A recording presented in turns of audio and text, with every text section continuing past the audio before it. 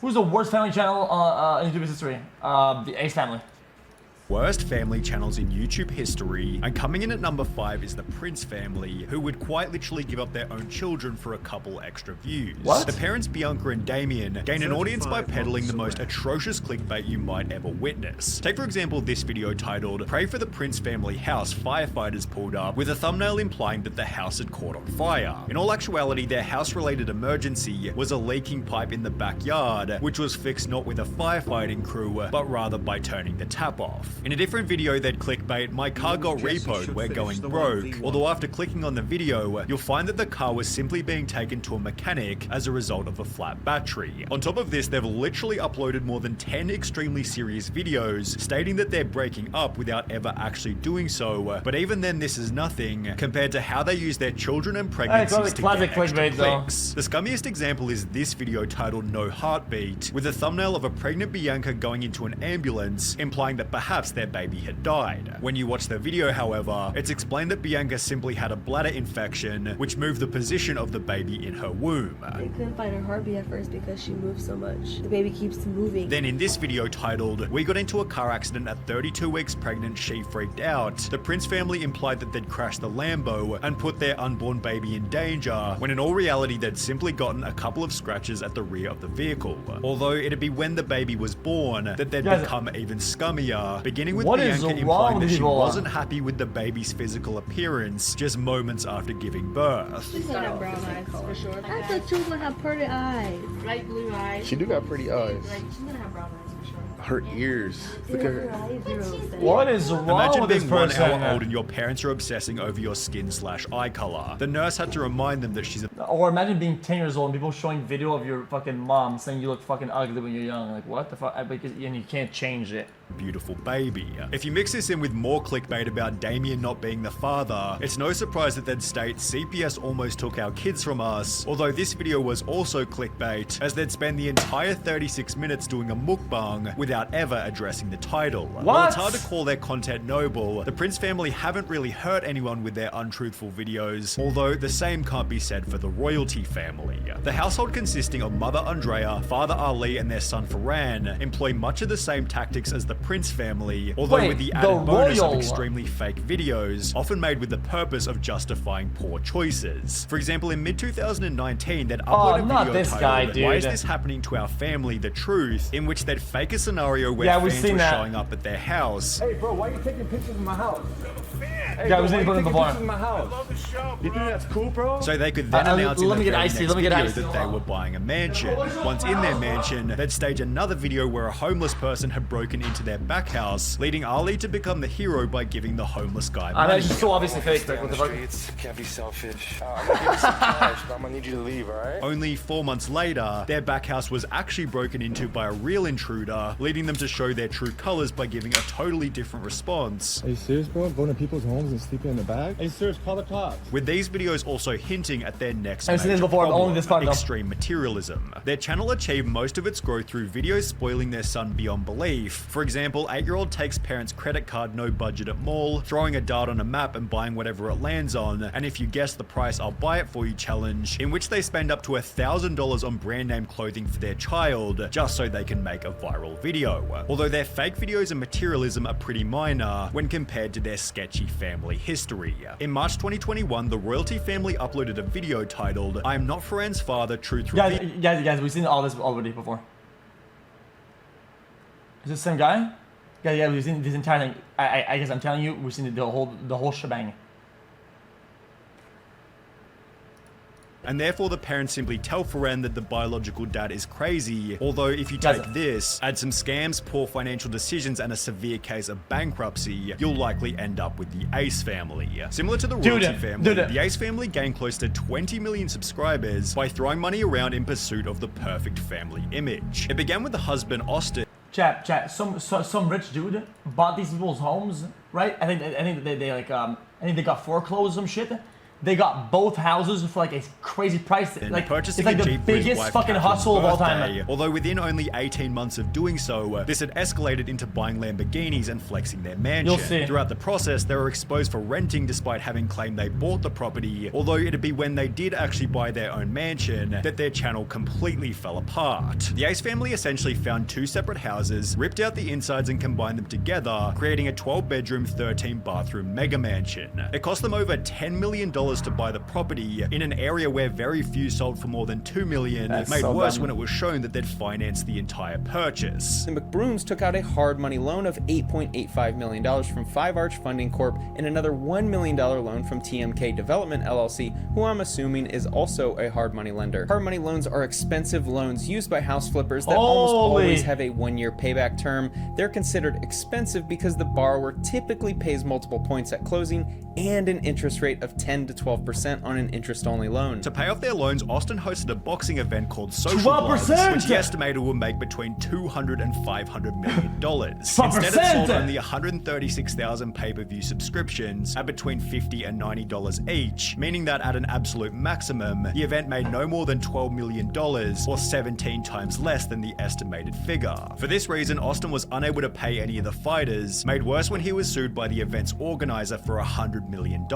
This would then accompany 11 other lawsuits relating to previous rental properties and Catherine's makeup line, doing so much damage to their finances they could no longer afford their mortgage. In mid-2021, it was announced that their mega mansion was going into foreclosure, after which they'd upload a video titled Our House Story, in which they'd spend over an hour blaming the developer for building the house was incorrectly sold before stating this. And we're probably gonna get like 5 more houses in the next 10 years. Like, we're gonna invest. We're gonna get more homes and more homes and more homes. However, the Ace family have made no such Chat, I think they had no hot water for the longest time. I think in the video said they had like a gas leak in the house. It was the house was just falling apart, dude. as things have only gotten worse. When we covered the Ace family back in November 2021, their channel was still doing 10 million views per month. However, this number has since dropped to less than 2 million as a result of an almost non-existent upload schedule. The Ace family tried to redeem themselves by hosting a festival called Ace Fest, which attendees called underwhelming, before they'd announce a car giveaway, which was then debunked as a scam by Atozy in this video. The current state of the Ace family is best summarized by the dislike ratio on their most recent video,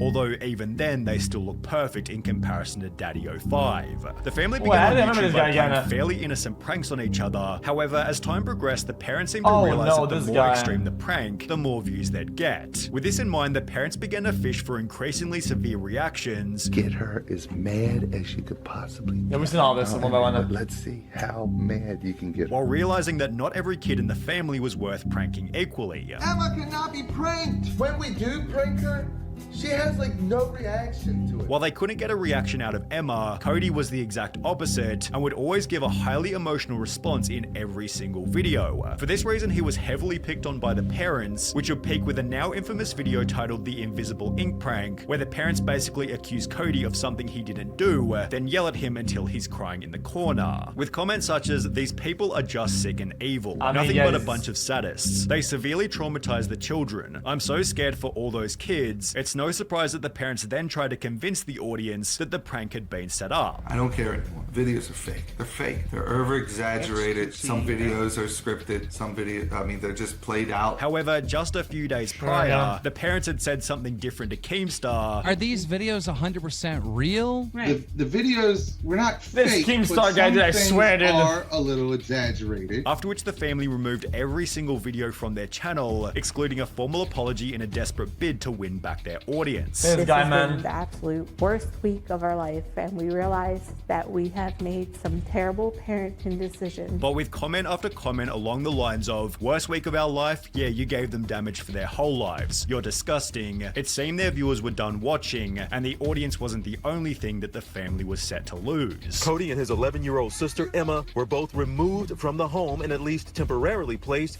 with their biological mother, Rose Hall. Emma and Cody are with me.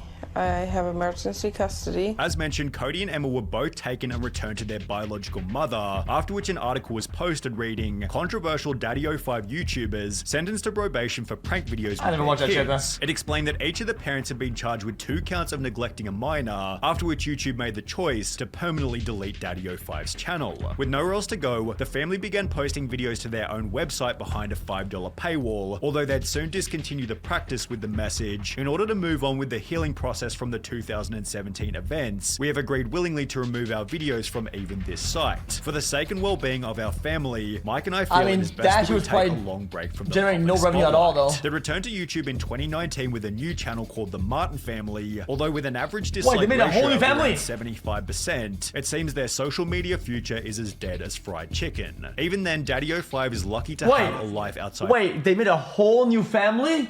Of prison, as the 8 Passengers family channel recently landed its founder behind bars. 8 Passengers was created by Ruby and Kevin Frankie back in early 2015, where they began to share videos of their unique life as a Mormon family of 8. They'd post videos doing everything from sports to parties. However, the audience quickly noticed that whenever the kids did anything wrong, the parents always gave an unreasonable level of punishment. For example, when her 6-year-old daughter failed to make her own lunch before school, the mother punished the daughter by refusing to bring her food, despite being asked by the teacher. I responded and just said, Eve is responsible for making her lunches in the morning, so the natural outcome is she's just going to need to be hungry. Hopefully nobody gives her food and nobody steps in and gives her a lunch. Later stating in a different video, "My kids are literally starving. I hesitate to say this because this is gonna sound like I'm a mean barbarian, but I told the kids, I said, I'm not even gonna let you eat breakfast until you get your chores done." When these punishments failed to achieve the parents' desired outcome, they'd up the ante by refusing presents to their 2 youngest kids on. Yeah, people saying it's not that bad. I don't even understand, dude. These are like basic life necessities, right? Especially during growth. You don't fucking stump your child's growth because they fucked up one morning.